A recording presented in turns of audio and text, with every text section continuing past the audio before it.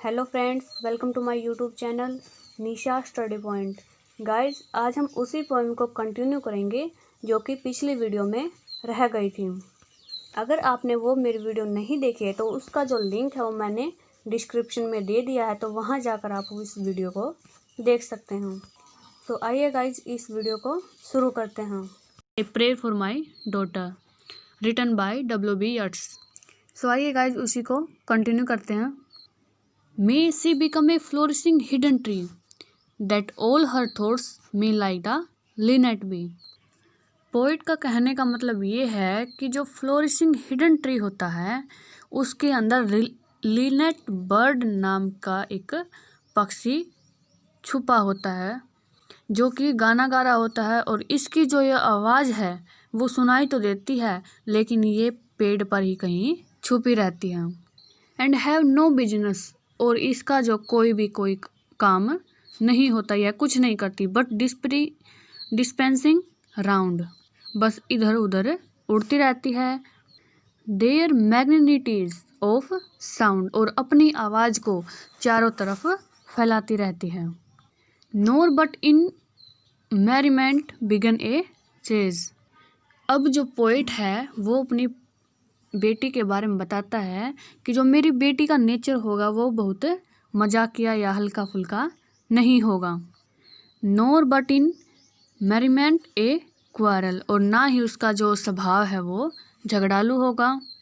O may she live like some green laurel, बल्कि जो मेरी बेटी है उसका जो स्वभाव है वो लोरेल ट्री की तरह होगा। Rooted in one dear perpetual place, जो कि एक ही जगह रुकने वाली होगी, इधर उधर भटकने वाली नहीं होगी। तो इस तरह जो मेरी बेटी का जो स्वभाव है वो लोरेल ग्रीन ट्री की तरह होगा। नेक्स्ट लाइन है guys, my mind because the minds that I have loved. मेरा जो माइंड है उसने उन लोगों के दिमाग से, उन लोगों के माइंड से प्यार किया है जो कि the short of beauty that I have approved, और जिस तरह की ब्यूटी को मैंने अप्रूव किया है उससे प्यार किया है। ऑफकोर्स यहाँ पर जो पोइट है W.B. Yeats यहाँ पर अपनी जो क्रश है मोडगोन उसकी बात कर रहे हैं।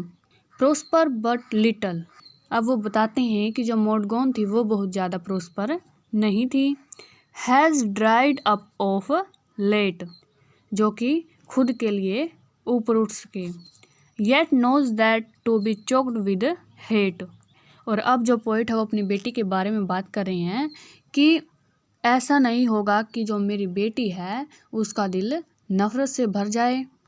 मे well be off all evil chances chief, और अगर उसका जो दिल है वो नफरत से भर जाएगा तो ज़्यादा से ज़्यादा चांसेस ये हैं कि बुराइयां हैं जो वो हम पर अटैक कर देती हैं। If there's no hatred in the mind in a mind, अगर ऐसा हो कि किसी के माइंड में नफरत ना हो, assault and battery of the wind, तो फिर जो तेज हवा है और वो तूफान है वो भी can never tier the Lynette from the leaf, तो तेज हवा और तूफान भी उस लिनेट के पेड़ को पत्तियों से गिरा नहीं सकते। नेक्स्ट स्टैंजा की फर्स्ट लाइन है guys, an intellectual hatred is the worst. एक जो इंटेलेक्चुअल हेटर्ड होती है वो सबसे घटिया होती है, वो सबसे बुरी होती है। So let her think opinions are असर्ट्स, और मेरी बेटी को ये खुद से ये समझना होगा कि जो लोगों के विचार होते हैं, ओपिनियंस होते हैं, वो अलग अलग होते हैं और उनका जो है इफ़ेक्ट हम पर नहीं पड़ना चाहिए। अब आगे की लाइनें हैं उनमें जो पोएट है वो एक क्वेश्चन पूछते हैं, have I not seen the loveliest woman born, क्या मैंने किसी खूबसूरत लड़की को नहीं देखा। Out of the mouth of plenty horn, यहाँ पर जो पोएट है वो मोडगोन की अपने क्रश की बात कर रहे हैं। Out of the mouth of plenty horn, कि जो मोडगोन है वो बिल्कुल सही जगह पर पैदा हुई थी। बिकॉज ऑफ हर ओपिनेटेड माइंड, और उसके जो आसपास के इन्वायरमेंट में जो लोग थे वो ओपिनेटेड माइंड वाले थे। उसके आसपास वाले जो लोग हैं वो ओपिनिएटेड माइंड वाले थे। Better than horn and every good, और उन्हीं से उसने जो अच्छी चीज़ें हैं उनको सीख लिया था, उनसे वो बातें ले ली थी। By quiet natures understood for an old bellows full of angry mind. लेकिन एंड में उसके साथ क्या हुआ, उसको एक ऐसा इंसान मिला जो कि बिल्कुल ही एंग्री टाइप था और बिल्कुल भी उसको डिजर्व नहीं करता था। नेक्स्ट लाइन है गाइस, कंसिडरिंग दैट, अगर हम ये कंसिडर करें कि ऑल हेटर ड्राइव हैंड्स, जब हमारी सारी नफ़रत हमारे दिमाग से निकल जाती है तो the soul recovers radical innocence, तो जो हमारी आत्मा होती है, सोल होती है, वो रेडिकल इनोसेंस को रिकवर कर लेती हैं। And learns at last that it is self delighting, self appeasing, self affrighting. Self delighting होता है खुद को चमकने की, और सेल्फ अप्रेजिंग खुद को सुधारने की।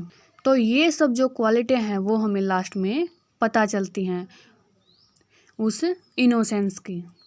And that it's oven sweet will is havens will. Will होता है यहाँ पर मर्जी, इच्छा, और हेवन यहाँ पर गॉड के लिए बोला गया हम, कि जो इनोसेंट माइंड की जो विल होती है, इच्छा होती है, वही हेवन की विल होती है, गॉड की इच्छा होती है। She can though every face should scowl, scowl होता है गुस्से को, and every windy quarter howl, और एवरी ब्लोज बर्स्ट, और जब चारों तरफ सिचुएशन बिगड़ी हुई हो, बी हैप्पी स्टिल, तो तब भी वो सिचुएशन को संभाल सकती है और वो खुद भी खुश रह सकती है। And may her bridegroom bring her to a house, और जब मेरी बेटी की जो शादी है वो होगी तो ऐसे घर में जाएगी वो जहाँ पर वेहराज ऑल्स एक्यूस्टोम्ड सेरेमनीज, एक्यूस्टोम्ड होता है रीति रिवाज, जहाँ पर हर ट्रेडिशन को फॉलो किया जाए।